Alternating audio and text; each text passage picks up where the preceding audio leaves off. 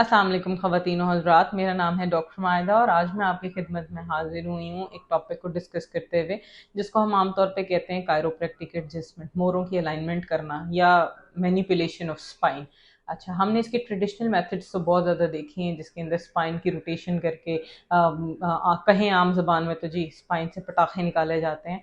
लेकिन मैं आप फर्स्ट टाइम इन पाकिस्तान एक डिवाइस, एक बेड, कायरोप्रैक्टिक बेड लेकर आई हूँ, जिसको मैंने इंट्रोड्यूस कराया है, जो कि अभी तक पाकिस्तान में किसी के पास भी नहीं है अवेलेबल।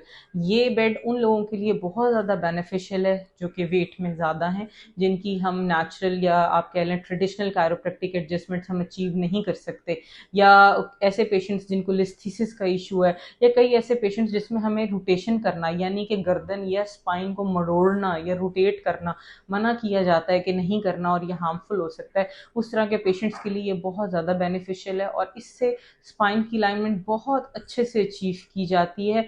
तो मैं आप लोगों के साथ एक क्लिप शेयर करती हूँ जिसमें हम एक पेशेंट की फुल बॉडी अलाइनमेंट्स करेंगे, नेक, थोरेसिक, लंबर, सैक्रोलिएक जॉइंट्स। और इस बेड में सबसे अच्छी एडजस्टमेंट्स जो है वो रीढ़ की हड्डी के साथ लगे हुए दो जोड़, जिनको कूलों के जोड़ कहा जाता है, उनकी की जाती है। तो इस क्लिप में आप देखेंगे कि ये हम एडजस्टमेंट्स किस तरीके से करते हैं।